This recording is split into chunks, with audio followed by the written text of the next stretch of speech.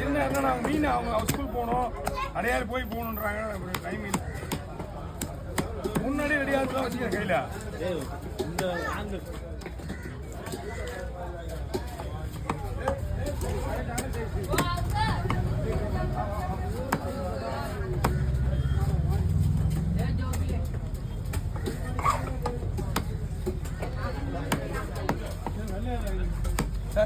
இப்படி போனீங்கன்னா எதிரில் ஒரு பச்சை பெட்டிக்கு தெரியும் பாருங்க.